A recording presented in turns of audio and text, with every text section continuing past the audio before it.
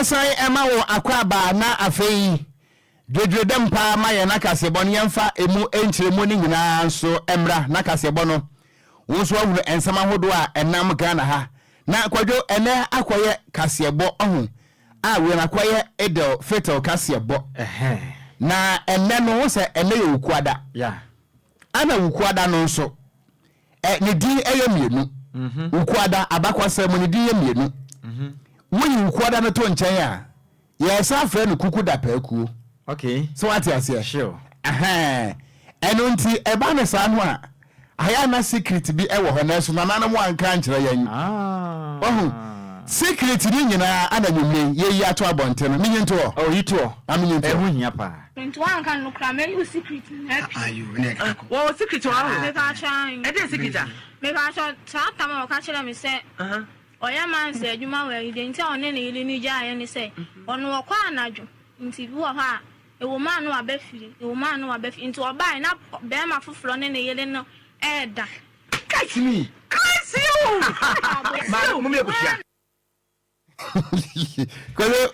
o se o man da kusia ye man kusia asam na yiro enti o say secret re ba bonten sa no a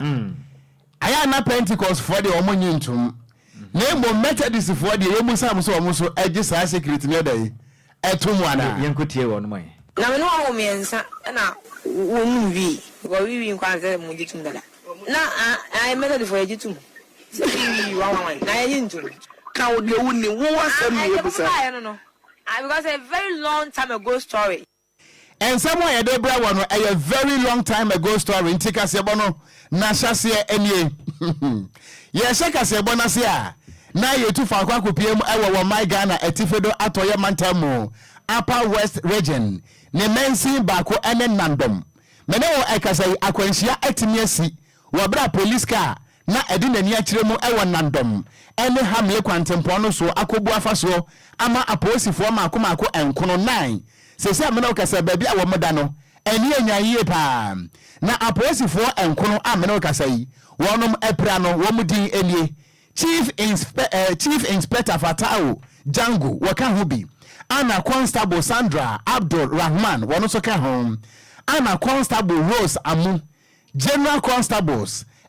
Felix Amponsa Emmanuel Asare Emmanuel Opon Christian Entry ana afenso no Ezra Kwaku Lame Deku sa posifo makomako enkono na wonom ati police car mu a na womude omani akire mu afri nandom na wonom eko eye hamle na kwantempo no so no anasa akwanhia we etim esiye na enwemo kakra ensam twofo abekensa ekire mu ese aposifo wo mo ayo modwuma wo mo to ban eje ban na eno anabeto odwase basabasa ye bi ekoso ewo empotem ho no munti na aposifo ne mpese o mbetena se amasa basabasa ye no atimi akwanka ne nyina no ene se wo mo ho ana wo mo enya distress call na chese call no na edensam nam na wo mo atese se wifi eye dagaba ene sesala ene ne mpotam a ade se me no kasa menteme ho ase bi asode ewo dagaba ene sesala fo entem ewo lambusi ene ne mpotam na eno enam so ama eye dagaba ene sesala fo mrante no wonom akobulia ene konkonti ba ekita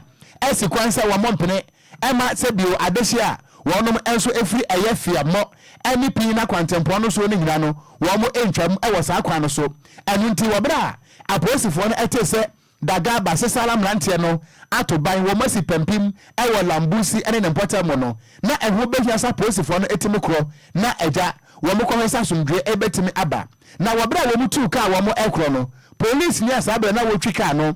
chief inspector won na chese na wo twika no a chief inspector Fatao Django wono na wo twika no na wo bra wo mutu ka no a wo mo efiri lambusi a wonom enam pina suke eni bunguo kwantempo no eso no wo bra wo mo eduru pina eni femo eho no mo ana course no ba ye ka kire mo se aposifo e ko no a motige na nya no kure enu ntimo nsansa mo chi na monko na wo bra wo mo sa wo mo chi a wo mo ekro no wobra wo mo edru eyebu no ebe nandom wo ye nandom hamle kwantempon no eso no ana ebeto dwa se aposifo no ka no emuntum ebuafuni ebumfumpa ato amnemu amene kasa aposifo makomako enkono 9 sese bebe o moda no eni anya yie papa we nam so aposifo amane boni echirem se police car no edesa akwanhia ne ba ye no sabre eye nandom police station eho ania to car no ade akwakosi sada so ana aposifo no amene kasa yi wonum eprepra no so no eya desi wo mu egu aya sabia ewo nandom a wonum ehwese enkwa ebetimi aba na wei aka ho na bosumi eye police accident mako miensa ana atimi asie a emu ba ko de enam so ma police fo mako eye miensa wonum eto ya nom ewo ense do a police fo miensa na wo mu ekowuye ewo chechire eye accident no mo no enne pepepe ene eda a police fo enhihye kwa so no wonum edi na watweda edema wonum ewo form police unit FPU wonum headquarters ewo Enquires de etoso mienu so ewo adeso ene nsa won kwantempo no so ana enne de asie ewo nandom ene hamle kwantempo no eso wei eya hosemo a aposifo ede ho nkrata ba wo man adwuma anwume no sia kase boiso no yenso ekenkan akiremo amawo yentoa kasebo no eso yetoa kasebo no so ane yekwa kopiemu apie mantemu eho no na wra hosema baba ka dia kase bonsa echiremu a owura bia ono no woye kuani ne din ade Ali Francis na openi wadi mfinhia no mako aduanan na na amachen owura yi esore ya chese ono agasa fa homa ede kwa kwasan edua esi ono agasa ne fia chese ekobasa wia bona no ya den pa eho no na busua ne nyina tena ejojo ono ho no ode homa kwasan edua no so extra no agasa ne ho akonfo achim eyefosu mantukwa eno ne wabrim north eye mesiri mu wapie mantemu na rawo samne etem a Ali Francis ema ono ankasa ne maame ana afenso ono kafo esore ne hukwade ano patututu ono mo sore ko hedua iso agese bema na sendua iso agese ode ahoma ya sende mena aya rawo sampa agese esu ne ajajo a ekopie mo ewo ye achimfosu eye mantuka mpotem ho no no enya sam keto akra na eyade a owura yi oja eyire na afenso emafra mako miensa ena kan ho agese waja wonom awreho pa agese ensemi awreho pa na nkan nyina kirema owura eye Francis Eli eyade a yale be bo no na yale na ka no watu ho na maw atu asanka be ya obape eye yale ho pemesibre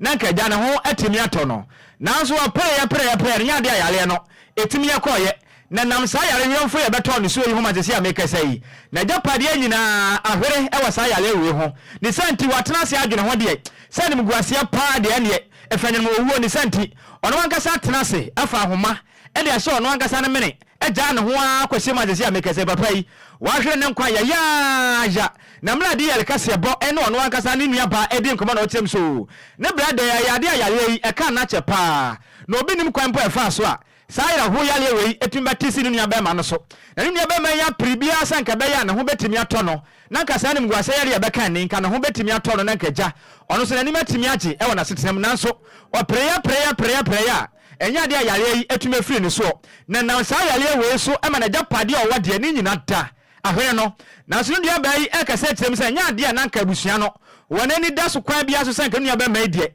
anka batuma de yale we ho awre ho amanka ono wanka sa tumi akofa homa e de asane mene de bia lada nanso jese be man ehunu mu nima de kura esi ya ne senti amane nua be man atumi akofa homa e de asa ono wanka sa ne mene ekum ne ho ya na mla de ya kasebo eni ni nua ba de nkombo no ensem bi sei no de to ye kasebo enimo wayale papa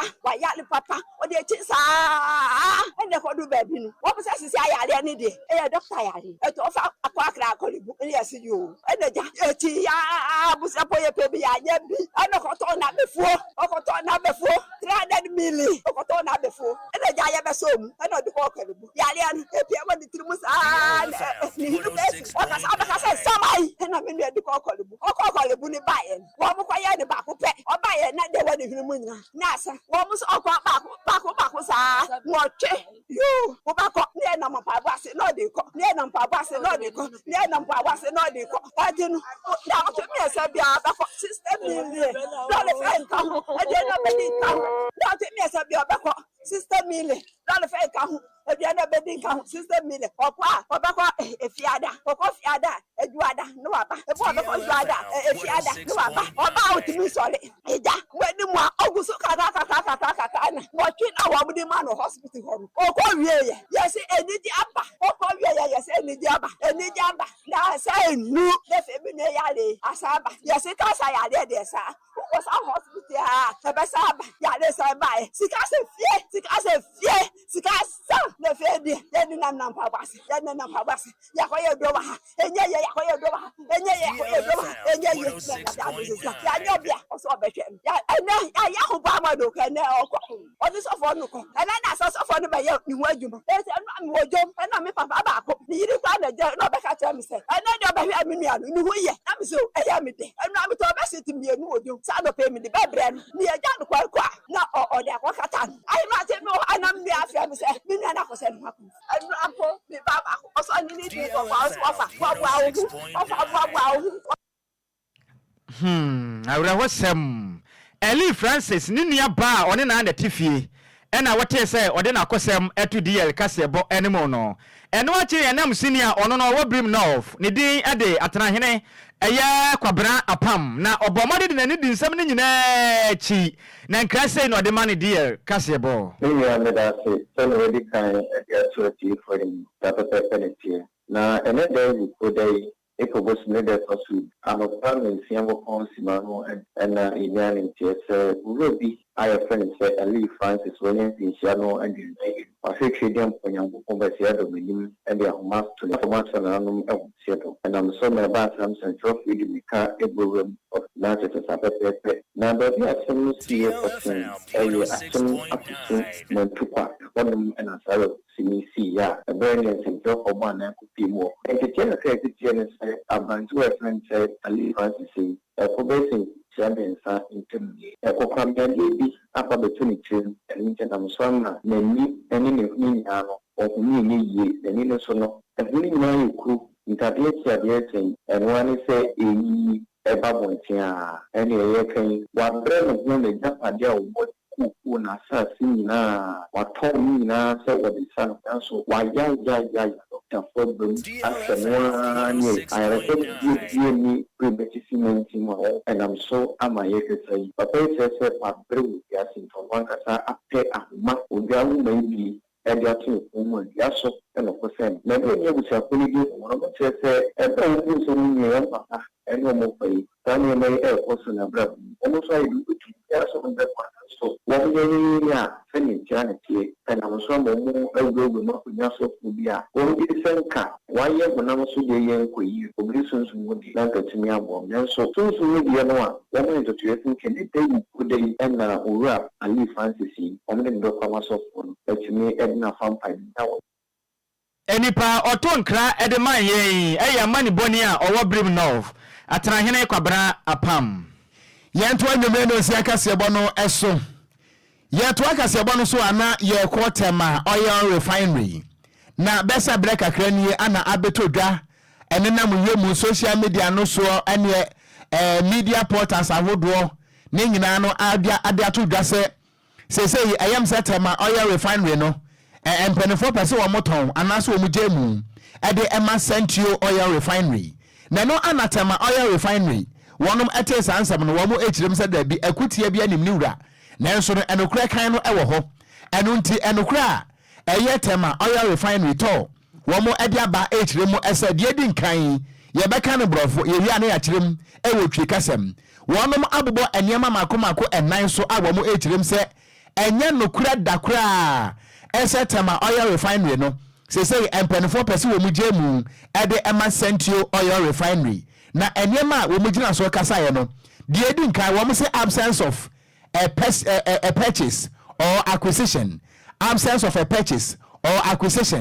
na wo mo echiremu a na eye ensam wo be na Montreal so say tema oil refinery empenfo aton anampokura ne ye bejem ede ema Central oil refinery no wonum echirem se anya nokure na mpokura no enkumodie bia ne hono mo ahyase a echire se tema oil refinery no ye ba beje mu na ye de ama Central no eno ayade a edin kan de eto so wo mo echirem se tema oil refinery no send your penful ebie and she say any said ye emran sitiano and no wadwuma ana womo eye na mpokra no womo ye krado say wono ebehwe ama eye processing plant ahodo a enya dwuma ne nyina no ne nyina nansan womo de sika behiem say na be ya ebetimi asa ba enkwam biem na tema oil refinery no eno etima ye na dwuma say ne fata say na be ya ebetimi asom Ghana na asom omanfo no so eyie we no eye de di nkan de atosum ye no womo say straight adherence womo echiremu a womo say ansa na tema oil refinery kura no womo ani se bio womo kwa dama so eye commercial endeavors no wonom echirem say tema oil refinery no womo hwe say the kind is extensive due diligence the America the enhyehyeye etie ene na womo edebeya adwuma se na beya womo nkotietia emra ene enhyehyeye eso eno nti womo echiremu a na enekura womo ani say womo nya womo adwe kura se womo do mo nsa ekohye eye entiasia pembia se Central Oil Refinery for the mesom na womo emra me anya dwuma na mpokura no womo take over eno eye de atosom ye no de atosom yensa womo echiremu a yese current collaboration wono mo echirem se anyonkofo a eye tema oil refinery any Central Oil Refinery eda womo ntam ani se Central Oil Refinery for no ana wono edi crude oil abeja wono tema oil refinery for no se mon keep my yen na ebra bia ye pe no na moyi amayen na mom ye betu amoka na mom eno kire se Central Oil Refinery for no wonom atake over Samia enkrata bi baye na ena montre so na akwati se tema oil refinery no ye bejemu e de ama Central for no eno eye de toso miensa de toso enan a eye to wo mugina so kasa ye eye stakeholders engagement wonom e kirem se wo wodi obuo ni ani die ema stakeholders wonom a ewo twaka ewo tema oil refinery ene ho hyehyeye mu eno nti wo ntimi mfa wonom achi enkoye ade bia no a eye sa stakeholders no wonom anya we eno nti no oboma ne mani mo da ho ama Ghana fo nyina atiase se enye no kreda se ensem wo na monten so sai tema oil refinery ye ba bejebu na ye de ama Central fo no wonom akire se enye no kre womo ana eka kire Ghana fo yi womo se wo man no enya rehemu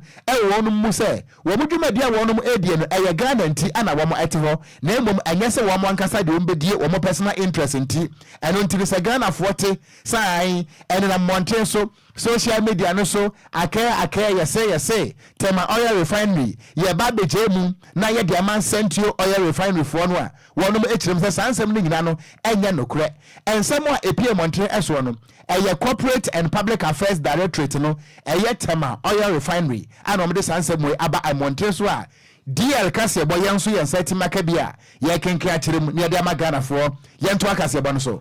yetwa kasebo so na yakwa kopiemu ewo public relations officer edi ma Ghana Bar Association ne din edi Sylvia Kwize odi nsam de atudwa akire ma my Ghana ya ma mra che say 1992 constitution na Ghana ya de pray ye ho ase betumi aboye ho mode na ne mra yi yatimi akon edi atia pra ne kankan wo my Ghana mu no papa yi kire ma che say enya de amra na ikita ye wo my Ghana mu no ebetimi akon atu eye pra ne kankan ase na mra na gasa kra no eyade afu abona so pa na mra openi Kwize one eyasam trafo kasa na otem so ha adwen pa so man Ghana mla na ye wo kroma sei no enya de aboa kra eno ka ho bi pa na bone ahodo ekoso mamu ha sei no kata so sene ne ma ahodo a amanfo fa kuntuna se edi hudwa wo mamu no etumi kwa nanim pa esense mra no enya de betimi aboa ma Ghana yatimi akwa yanim ne atu proye ne kankan ase okasa na wokyerem so man Ghana se ye ready ya krado pass ya pesa ya boye homoden na yetumi ekokwa ya nim sade amansan ahodo amama ahodo a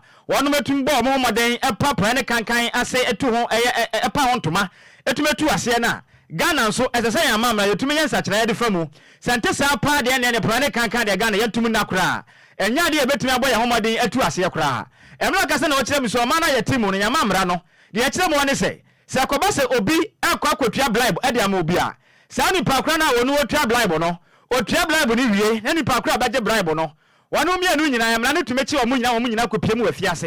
e de wakasa na wakire mu se adenti e na bi benya sika se onu okwa akotwa bribe e de ama obi na nipa na akotwa bribe no de ama obi no se nipa mienu nyina akwa akoda afiase de ane e na sa mienu ya nya akotwa bribe se kobasa me mesire na makopa wontoma me maje bribe yi mesusu a metwa ya no se kobasa me kwa kasa o se mesia me bribe pe e kasa mra na cheme nso ka ho bi obi akwadi awu no akwadi bone na obi akra mpa ho me hu se na obi de sikan ato obi me na okuno mfitira ha de se nkokba positive amane a emra na chire ma gise ni pa babo amane ni mpo no ono kra de ka che ne ka ho bi ade ni kwasia ye wewe mu a hu ni so ono kra ne ho mo nsem ni mu bi ansa na ye gya no de se de koba ni se na so obi kra hu se bone bi kwaso mpa enipa na otumi firi ni pam empa sa bone na ho mproma ene ka ho bi ena Ghana tesa bone ne ahodo ne eya kra ne kankan no egusu a wakoso enti wakasa kire mu a so ma Ghana pa ya pese ye boye homode ne yatu pra ne kankan so ma Ghana mu dia agese ya ma mra 1992 constitution no yetumi ensa kira we sente sa pa de ne Ghana yantumi na kra sa pra ne kankan ye betumi etu ase no de sam wanyina atudwa emra ma Ghana temwofo pani getu tokuno emra bo ne homode ene samtrefo di hyemu no de tese ya hodo obefa so aboa no ba o my Ghana yen eya court kubatan ensema do ko pem wo ma chese ensema wo do yakwaso ni nyina kire mu a chese court wo do o my Ghana mu pa de se mo integrity se wanu man kasa nim dia pa na niam yakwaso ne chese abawam chese adwonso aba akokoi o my Ghana mama ndudo na enigide wo mu de senti o hwekwan wo do obeboa na Ghana gidi ayeni e wo yen yankasa ama mra na afenso yen court agodo mu no yebetimi enya ho eye yeresemu no ebe de nsem wo nyina batudwa ena opani a de din ade sevia kuze ono so de nsem wo nyina de atudwa na mra wakasa ne nsem bi sei ena o kire mu de kire nsem twerefo. Who corrupts the judiciary? The judges do not give bribes to themselves. No, they are human. Because your integrity is key, apart from your knowledge of the law. Those are two key things they considered before appointing you. And if you remember, I said you are a judge, you have a contract of employment. All what I think you should be wishing for is better conditions of service and nothing else. Now, I hold the view that our laws on corruption itself is facilitating corruption. And I am convinced personally that unless and until we look at them, we will not go far in the fight against corruption. If you have a law that says that the giver of bribe and the taker of bribe are equally guilty, how do you expect to fight corruption with such a law? That I will give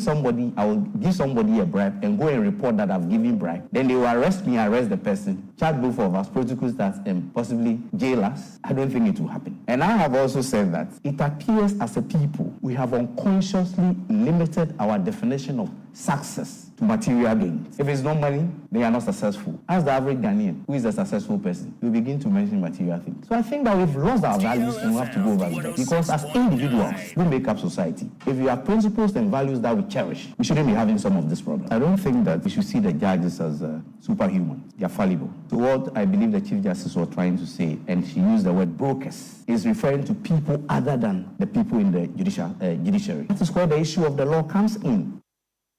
Any power ten and cancer wakasa ya public relations officer at the Ghana Bar Association nidin edi sevia kuze na oko sama papa ya kai no utumi hu say ensem wom pa ensem wom se da bia mekasa Ghana no ebeye ya age se 32-year-old constitution no ya totwene mommy entity mfema omo a eton kokko no serious na ya nya foforo mo se da bi e no kra pa enti sa emra no ye tro de ma one person na so no okokan ye say hey ayamanyofo na dia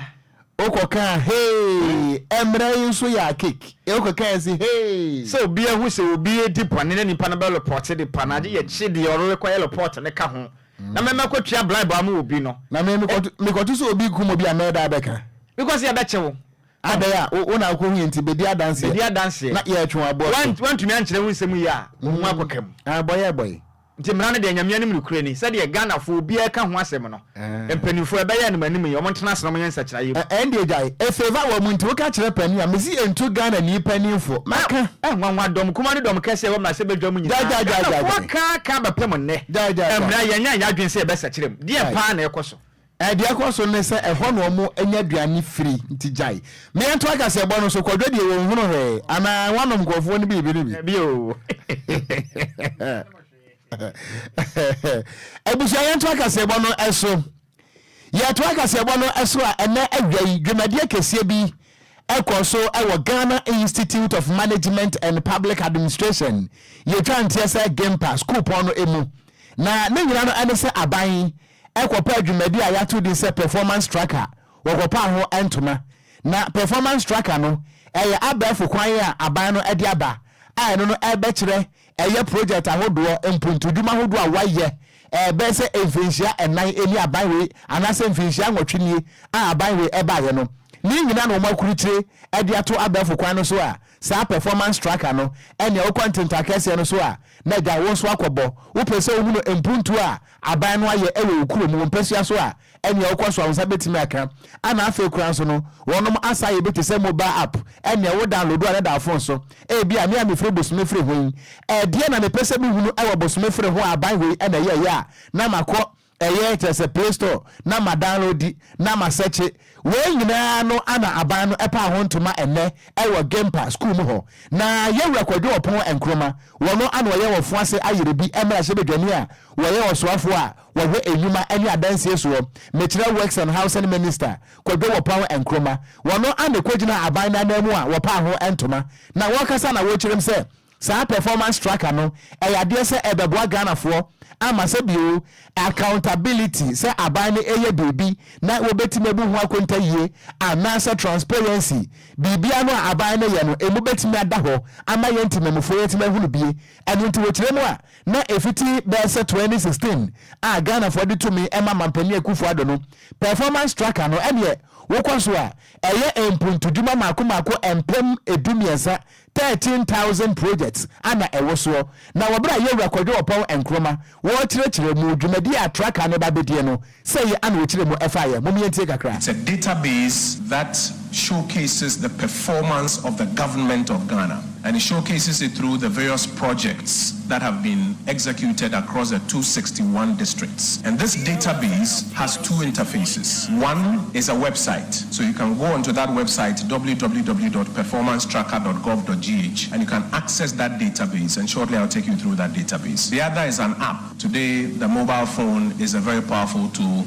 sometimes even beyond what your desktop can do. And on the app, on the iOS system, as at now I'm told the app version has been uploaded, and in the coming weeks on the Android system the app version will also be uploaded. So it's a database. You can access it through a URL, or you can download the app and access that database. That there are over 13,000 projects across the 261 districts, across the 16 regions, across the 28 ministries or so, that have been validated and updated on this platform. And I want to once again congratulate the team that has been doing this exercise across the country. Over 13,000 projects that have been updated here. And as I mentioned, as we go along, a lot more will be updated on this platform.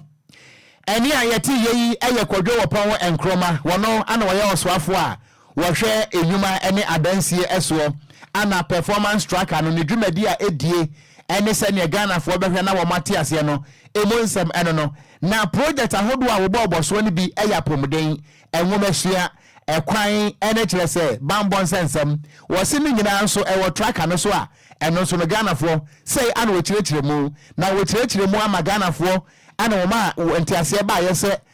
agenda 111 no so no se Ghana for person we hunu ba bia kwakoduru a eno so no se aban no wo hamu enjichemu aduonu num akiripo enkono 55.9% ana se aban na chirem se waya enu so emunsam enie. This tracker goes beyond infrastructure and features 22 thematic areas. So you will find, for example, roads, where you find a lot of infrastructure. You find education, you will find health, you find security, you find the 22 major thematic areas that we often query information about when it comes to governance. But we haven't left it just at the thematic level. We've gone a step further. For these 22 thematic areas, there's been a further breakdown into categories, and you have 105 categories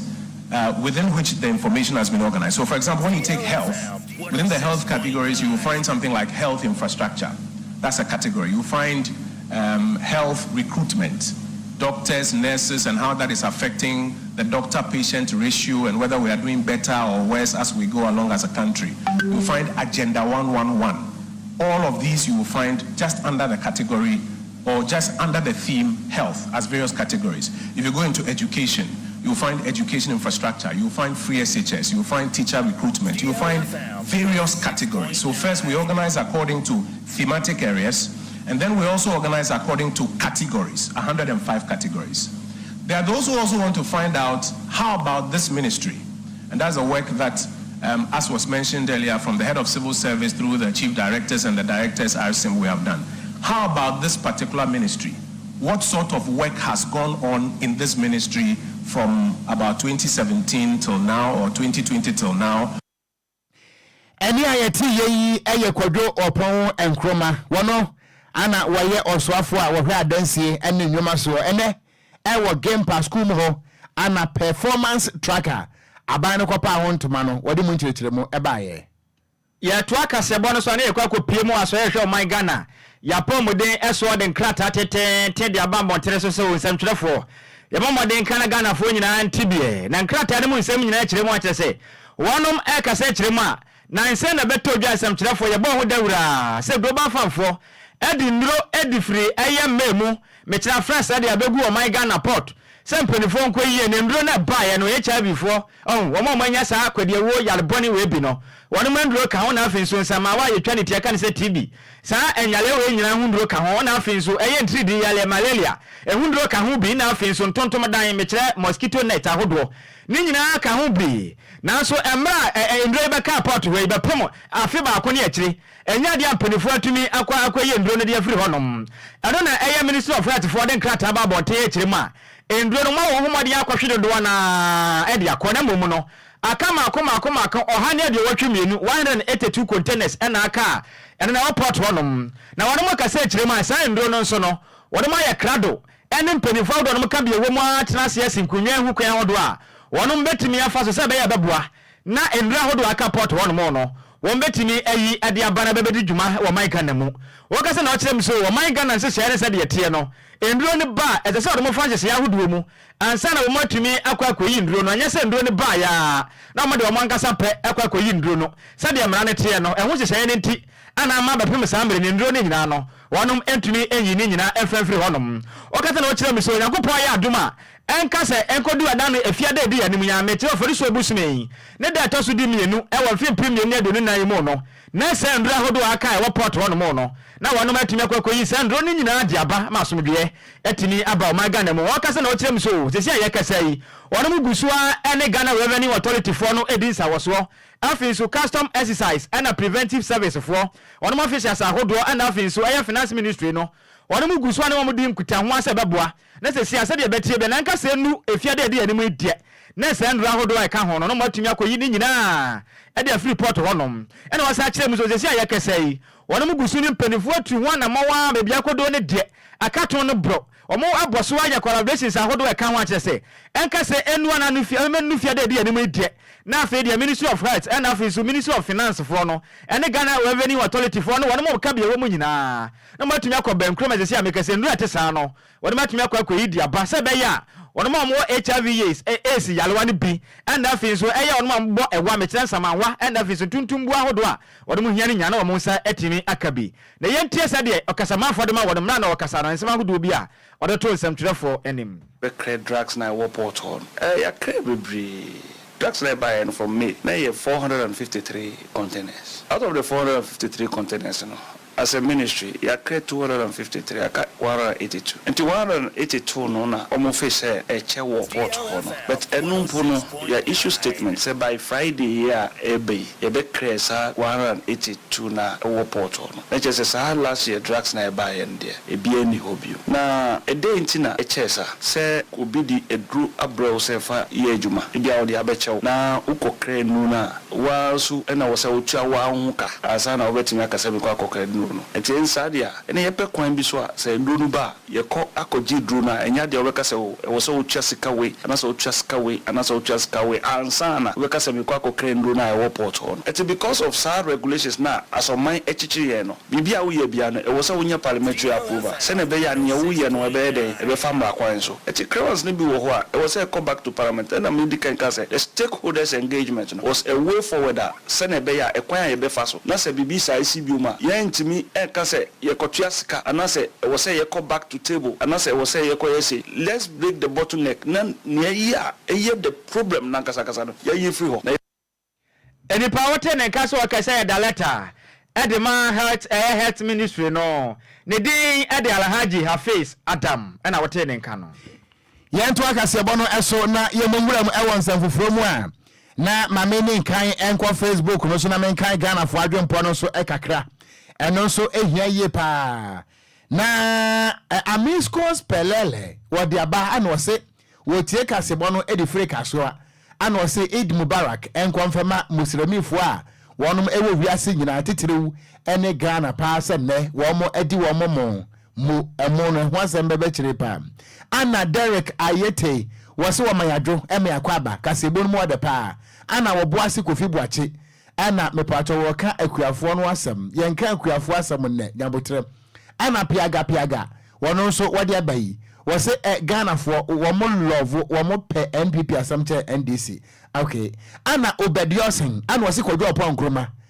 se bi uye dede okroma hakura too much efri se obie ni hono ma obenya bre ene sa time no akwa website so akwa hwe dia ban no aye na sa ban no so aye bibia ebe reflect o Ghana fo abrabom wo so ka kire Kwadwo Opon Nkroma se wo kokrom wo ko aye no loro fe ya to mu 20% eno ene dia Ghana fo behunu na mo so beka se enko tracker so dia Ghana fo do sen ana wo iPhone anasa smartphone ana Ghana fo enko tracker cafe enko tracker ene mu sensem ana wo busa se Kwadwo was tracker na edi ana I say de na wo kan nsem no tracker no ye wa akọhwe no online ana it is a go cafe ohu na o mana ye timo no say wa ye biribia ma de wa ye na ni ho adanse se wo hu but the sabanos na sa tracker da wuntimi ko tracker nkọhwe de so o ye ebi betimi akọhwe but emudodo na so ntimi nkọhwe okay se de wo kese no ono pa kire se nema bi ho no mo a se dodo na o mo ntimi nkọhwe tracker ho asema ono kan no beje no mo hu modem ba ono mo ebo o tie bro for now was Mr. Kwadwo no one will go to any website to look at the government project if the government has really or see if the government is really working it will reflect in the lives of the people. I went to town today and transport fares have jumped to 20%, and you are here talking about performance tracker. Do we eat performance tracker? Or say say body your life e will win ba. Em say na the opportunity nyina say nema bi ho no ma hia Ghana fo a eno no mpese o moti but we no de ba na nya de ehu hia ho no. Say amemoro kura de eno Ghana fo botomu. Aha, ono no sa no no hu no. Say ntina kofo ka say ya to ahyentadiem oha mo nchichemu aduonu ana 20%. Sa no no ka. That's right. Ndi say koba ni say no ono no ne botomu adwene na ono hu ni say eno ni hia no se ne tracker no no de den. Say kofo kura ka say hwe wo botom na to aba. Okay, 2000. Me kai pa. Kofo campaign. The campaign message was say hwe wo botom. Ehwa na yete say yemfa lolo kwan to pretim. That's right. Me tete sanse ni bi pa. Ese school dan ye di. Sabra no kofo angasa monko school dan. There be. Was say hwe wo botom. Interactive 2024 you know. Ghana for be hwe wo botom. Nya sa na de. Oh, botom de no na ye be hwe mu. Botom de say no wa hwe mu de na o kwani say. Eso hwe wo botom.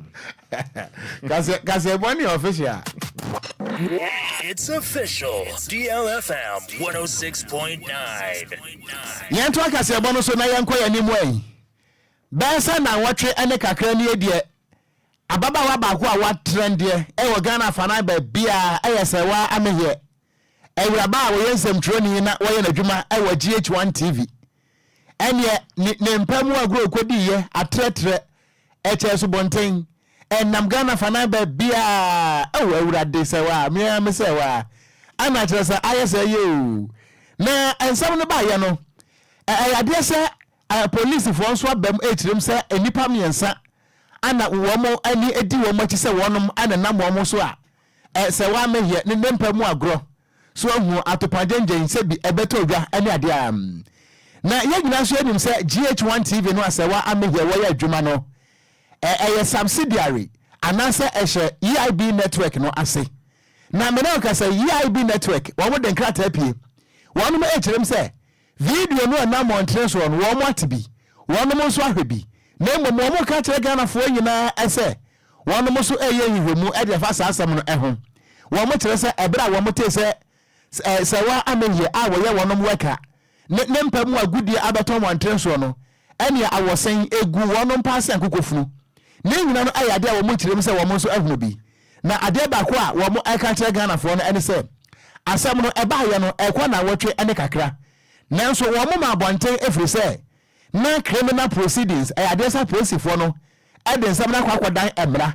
enu nti ana wo mo management of EIB network no wɔnom ɛma abɔnten ɛntɛntɛm soɔ na wɔn ɛne ɛbrɛ sɛmu a ɛsɛ sɛ wɔnom ɛba abɔnten na wɔnom ɛbɛka kyerɛ Ghanafoɔ nyinaa sɛ deɛ ɛkɔ soɔ no wɔnom ate na mmom mpanisi akokɔ bedeɛ wɔnim adekyeɛ kora mpo a ayana wɔtie ɛde firi wɔni ano wɔn ɛka kyerɛ Ghanafoɔ nyinaa sɛ wɔnom EIB network no management no deɛ wɔnom nso ayɛ ne sɛ wɔn institute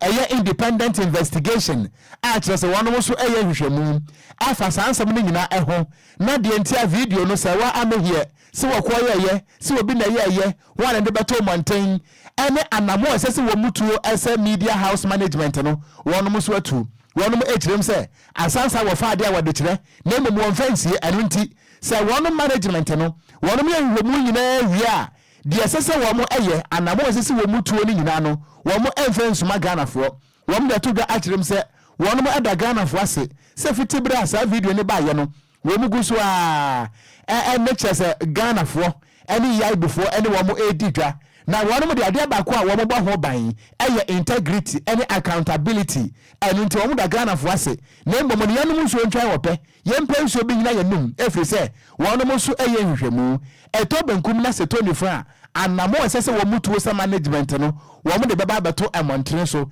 ɛnkrataa pie mɔntene ɛso yi management EIB network wɔnom nsa anahyɛ aseɛ yɛnto akaseɛbɔ no ɛso yɛto akaseɛbɔ no so ne yɛkɔ akɔpie mu ɔwɔ dwadini kɛseɛ paa na afei so ɔyamayoni ne din ade nana Kwame bedi akon adodoɔ na bɔno mmirane sɛ kyɛda wakasa de nsɛm de ato dwa kyerɛ mu akyɛ sɛ ɔman Ghana na yɛte mu no ɔno ankasa no ɔwɔ ɛmmoa ɛyɛ ɔno ankasa na nyɛ mmoa kwasi boni bɛka ne sɛ pet na ɛmmoa no ɔno wɔn te fie no ɛyɛ ɔsebɔ ɛna afei nso gyata na ɔno wɔn te ofie na ɛmmoa no ɔno wɔn te no sɛ kɔba sɛ sɛsie yɛ a yɛn nuanom kramofoɔ yi wɔn mo ade akwankyerɛ nyinaa bɛyɛ yɛ wɔn kunkum nantwie ɛyi wɔ kurom ha sei no ɔno deɛ sɛ ɛmmoa no kɔba sɛ kɔm de wɔn mo a ɔto no bo ase a nefua mmiɛnsa bi a mekyerɛ 3 days na wɔakum nantwie no bi na ɔde ama wɔn na ɛmmoa de atwa wɔn anom ɛwɔ kuro no mu ɛnsɛm wɔyi na ɔde abɛto dwa o na ɔkasa na wɔkyerɛ mu so we ni yade a watena ase ahunu sɛ ɔma na yɛte mu no mpɛmpɛnso bi adu saa ɛmmoa no yɛne betumi akɔ wɔn ho na yɛyɛ wɔn na yade a manfo beble na atumi fira mo no ne bransa hwɛ ɛwɔ kuro yi mu ɛbɛtumi ya boa pa ma kyesensra hwɛ no ɛtumi akɔ nanim yɛ pa ne senti ɛmmoa na wɔn te no ɔntumi ntena wɔn ɛkɔm ne wɔn no pa so ba akɔtɔ banche ɛne yɛ bro ne kurikuri sa pa sɛ ɛmmoa no nyenwe de a na nantwie nam ho yɛ de ne senti na fua miɛnsa 3 days bia no onya abotre na watwa nantwie ba akɔm na ɔde atum na ne ɛmmoa yi omo de agye omo ani sɛ ya no ne samtuafo kate na wɔkyerɛ m so wɔn agye beble na sɛ ba bia ɔno akwan pɛsɛ wɔnyɛ mmoa no mpirifo ma na akonya yɛ sɛ ameka so gusu siesie hɔ no betumi aboa na ho maden na watumi anyɛ mmoa no sɛ bɛyɛ betumi aboa na hɔ no mabɛyɛ nsahwɛ bia ama ɛyɛ ɔman yɛ temayin na ɔkasa na wɔkyerɛ m so ɔno ankasa nipa ahodo a ɔne tete ne mpɔtam no wɔn ɛsɛ fipam ne kyerɛ mu a saa mmoa ahodo no yɛ mmoa bi a ɔmo hu pa ne senti wɔn mu suro eduma bɔ dawura kasa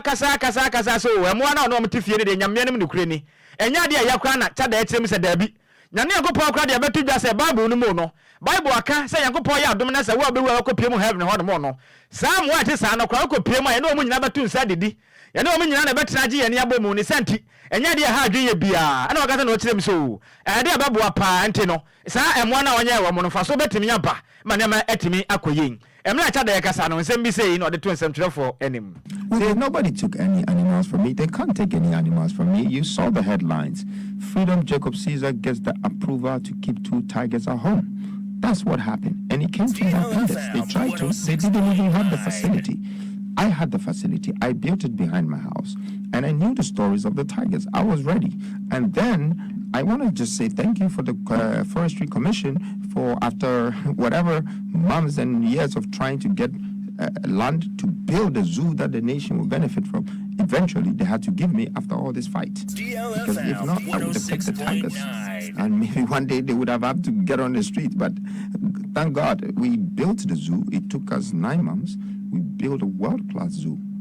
So are they in your possession now? It's always been in my possession. The tigers are my animals. I've been feeding them. I fed them with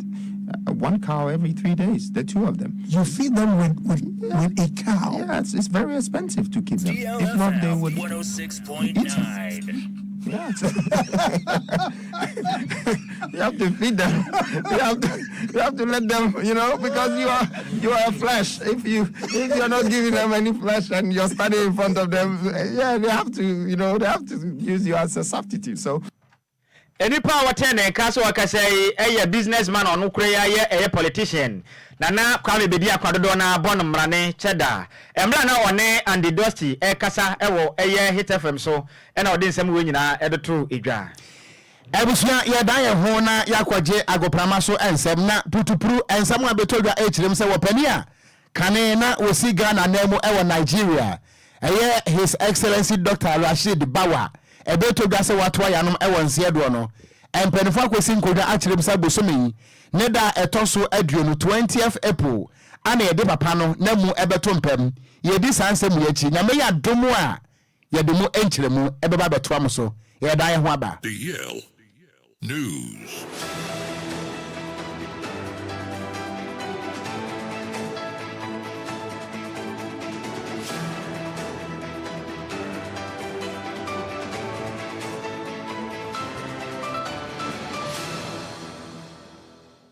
Right, tabusia yensa mo bibiala jo mo bibiala kwa bamfamra DL 106.9 FM kasafidie so ene ukwada nwumre no nsia kase ebo so mre wedu sa gudie mu nsama wo so aya boaboa no no ebusia ye de bedan na huni akọ ene ne ba ewa gudie nsampi na egu yampro so a ye de ba Ghana de wa and of course nkrofo so the latest any exclusives no ye de ni nyina bro na nwumre ewa kase ebo so mi amede nsam na bro di ameje so no eya yesu ano de hye Apakan GH the Blessed King Tentem so yensi family ancient semana say emfam fifiem fam out ayenhya se emfam fitim ba kwa na nse omuji omudin pa bobo kwa ye friend dreams ase wonim se CAF Confederation Cup no omabone sa akwakodu semi final omone omaya ye friend Egypt omutim Zamalek ene kwakobo na Abdul Karim Zito head coach adema bobo kwa ye friend dreams ase na coach Abdul Karim Zito akasa se baby omabre abo competition ababedu semi final no enya fe no mbabe ye omo ye hwesi ebetumaje o si baby edu no dreams ase omo botaye ne eye ba kope ene se the ultimate no trophy na edaso no ombetumi agide ase omna so nti o se baby dreams ase edu no ombe fight for trophy no but obi ano a obekoko a obekase ebobo I know yes lucky after our game and future ni Zamalek match so by we do the assessment, we see, say, no, these are two North African teams. Definitely, no, when we go in, our way, our style of play, no, and what the enemy. So we are going to plan and see. Say, Coach Abdul Karim Zito, head coach Adema Drinsa say, and Watson and Kana, what Drinsa in San Samno and coach J.E. Sapon, or a veteran coach our Ghana, a bunny team Saudi, our coach be a Great Olympics, or Kwa United Numinano, coach J.E. Sapon, a coachum, or see baby a Drinsa Eduno, Omone a Zamalek, a Quacobono, and easy. Namono, Adiaba Kobe to meeting in Sessinable, I can say, Drinsa, or more chance on bet to me, Eddie Zamalek, Essence Zamalek team na yenimum bribino, and yes, I team no and ande aoi. It's the finals. Of course, but the because Zamalek, no, they must get their learn very well. And easy match. North Africa's room. They know how to play this game very well. But I'm sure, sir, that's how they started with their games, no. Anyone wants to make their finals. Coach J.E. Sapon, veteran coach Anabusia, Watson and Kano, Yankoko Piemo, our Ghana Premier League Nunia, and that match day 25 no, games nibi Echego, na games na Echego resort piano, say NT, Mediama Sporting Club Etnafie, Echi Hat Ofok, Ebo Mekamianua, Omo Entmiante, Enti coach Efena Bubaka Watala, Washa Segidino, and Enyama Stati Ejigua, Enyama Enquires Fama Hat Ofok, Samson Heart of Lions etnafie echi Accra Lions boma kamino omo ntumi ante Real Tamale United RTU omo share bakwa Nations FC omo ntumi ante babiani Gold Stars etna babiani Eshemiensa Karela United etimumie no ena fenso no Legon Cities eshe bakon ema Samates eshe bakon Bofo Akwata no eshe bakwa Aduana Stars ntumi ante Brekum Chelsea Eshemiensa Dreams FC etimumie no ena fenso Great Olympics etnafia omo ni Echem United ekotie obi ahye ne yonko eka baako nyame adom ochena Asante Kotoko ene Nsuatreman ene ebebo league table ne de still na no Samates edikan omo 46 points Nations etosmie no omo 43 ene Aduana Stars tosmie nsa omo 30 na ohwe Hasofoka ende no ana ohwe Kotoko a obehu no ewo 10th position 33 points ena has etoso eduba akwa omo 32 points a ehun sam na top scorers ne de still na no Asamoah Atina free our Nations FC odikan a wahye eye 10 goals wa yade won sam edema ewo dwumadian nso yempiem amano ni tew na yemfa nsem no NCDA UEFA Champions League quarterfinals no and then you 2 games baso uremo our Civitas Metropolitano Stadium our my FN Spain referee FN Marco Gueda ofi Italy never kwako this game no Atletico Madrid Everton fi Spain no mo ne Borussia Dortmund no mo fi Germany at the abani 7 p.m. ya and as game no baso and our Park Princess our my FN France no Paris Saint-Germain etnafie no mo ne Barcelona at the abani Anthony Taylor ofi England and a referee obekwa this game 7 p.m. ya and as game so na referee aye friend Anthony Taylor no say odi Barcelona games a aya na nyama enkoye mfama ominti ne Barcelona fo no ehwe sesen and nyama bekwa big game by all standard ye wie ya yekope bi ahwe na yehuni ebekwa Real Madrid fans ne de ye ndie ye bompa e de ama Kylian Mbappe ani PSG for so mbe ye adwuma no e de ama ebusu ansam na dos na mombre ne ko enti yemfa agudie mu nsam si nyame adom ochena ni aka chibia ye de babeda me amede agudie mu nsam no e de bro dia meje so no e ya Yesu ano de hye apakan GH the Blazer King Sam de Okogyeabour take over no wa preparation ne de kasebo no esi over to you Okogyeabour ebusia ye nyina we so na yemfa ensama hodo ni nyina no ensi ewa ha ese enwumre no nsia ekasebo na ene de ye besre ye tiefo ane ahwefo se ene ye nuanom nkramofo da ye nyina ye de ho agim ye kwakodi edefeto ninti ye ntimi mfa sofa no emremo ene momfa mo credit no mo reserve wachina ni ebia homa no ede atumu amamo ye mfa so da ema DJ Omarion wana de ko Facebook no eso na ye so so a Hitman ede awoso no ebeba abeto amoso akenkanfo mienu edi ameje so eye Okogyeabour Ocran ene ye chiriwanti wishiamia ya from Hajia Fauzia mene Nhyiraba Kwadwo Sammy B me chiri wi den ede Raf Mubarak adey ya fansa mbo Asia Hitman obra odi ya motre